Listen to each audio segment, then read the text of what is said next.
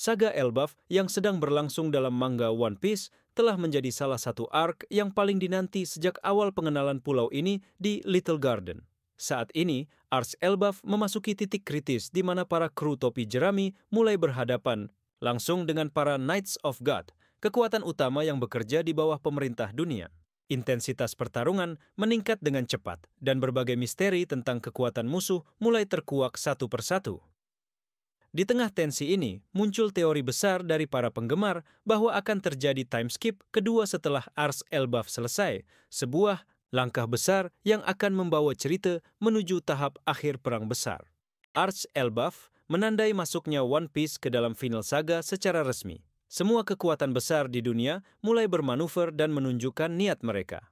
Knights of God yang diperkenalkan sebagai musuh utama di Elbaf membawa bobot besar bagi jalannya cerita. Sebab mereka bukan hanya lawan tangguh, tetapi simbol bahwa pemerintah dunia mulai mengambil langkah aktif dalam menghadapi perubahan besar yang akan terjadi. Kemunculan Gunko, salah satu anggota Knights of God yang mampu meregenerasi tubuhnya setelah terkena serangan Usopp, menunjukkan bahwa kekuatan mereka bukan hanya sekadar fisik atau taktik. Mereka memiliki kemampuan regeneratif yang sangat tidak masuk akal.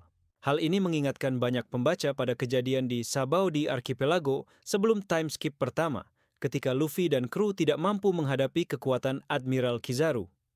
Kala itu, time skip menjadi satu-satunya solusi untuk memberi mereka waktu berlatih dan bertumbuh. Kini, situasi serupa kembali terjadi. Regenerasi Gunko kemungkinan berasal dari kekuatan khusus yang diberikan oleh Imu atau teknologi rahasia pemerintah dunia. Luffy dengan Gear 5 yang selama ini tak tertandingi bahkan tidak memiliki cara efektif untuk mengatasi kemampuan ini. Jika para musuh utama memiliki kekuatan serupa, maka pertempuran langsung tidak akan membuahkan hasil kecuali para topi jerami meningkatkan kemampuan mereka secara signifikan. Sebuah time skip kedua memungkinkan kru untuk kembali mempersiapkan diri menghadapi tantangan akhir dalam perang besar. Dengan waktu istirahat dan pelatihan, mereka dapat menemukan cara untuk menembus kemampuan regeneratif lawan dan menggali lebih dalam kekuatan masing-masing. Hal ini juga memberi ruang bagi dunia luar untuk berkembang, menata kembali kekuatan, politik, dan militer yang bersiap menghadapi konflik global. Oda telah membuktikan melalui time skip pertama bahwa jeda waktu bisa menjadi alat naratif yang kuat. Jika ia kembali menggunakan metode ini, maka kemungkinan besar akan terjadi setelah Elbaf, menjelang klimaks besar dalam petualangan Luffy dan kawan-kawan.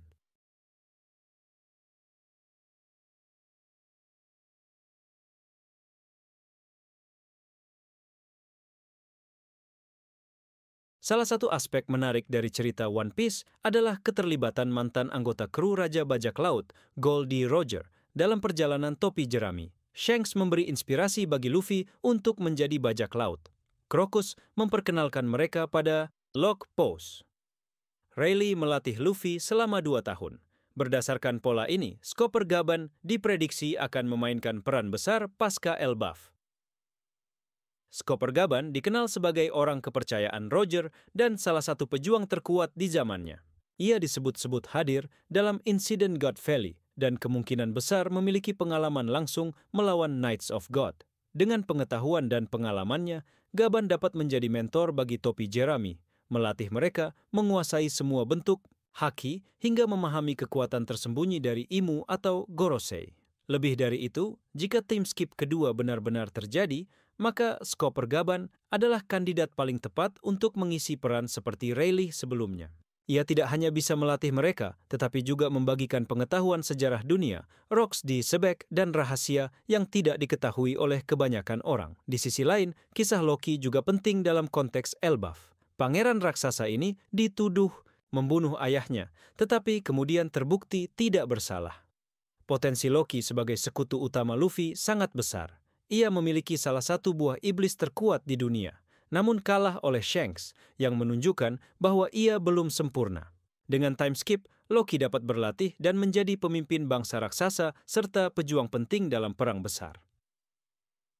Aliansi antara Loki dan Luffy akan menjadi fondasi kuat dalam menghadapi pemerintah dunia.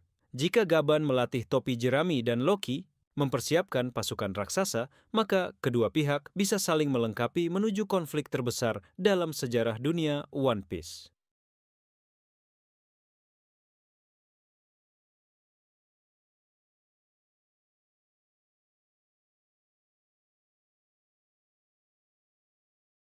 Jika time skip kedua benar-benar terjadi, maka peningkatan kekuatan para anggota kru akan menjadi hal yang tidak bisa dihindari.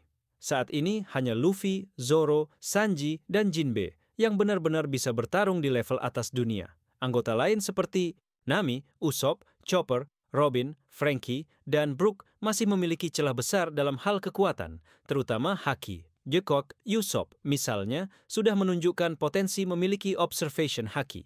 Namun kemampuannya masih belum matang.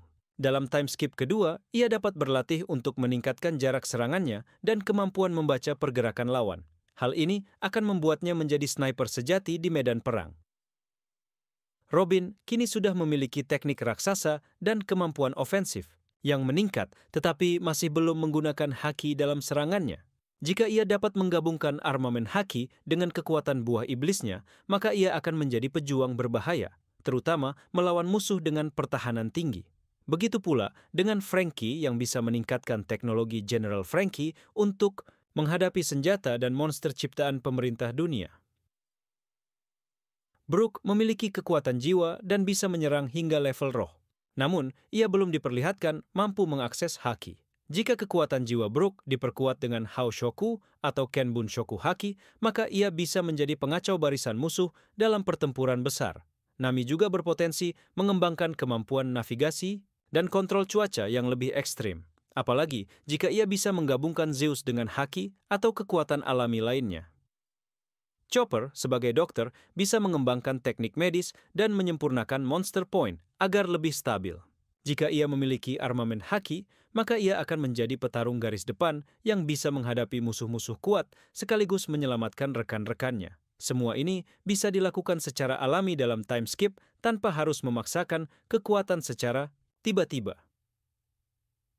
Time skip kedua akan menjadi jembatan bagi semua anggota topi jerami untuk naik kelas dan bertarung di medan perang global.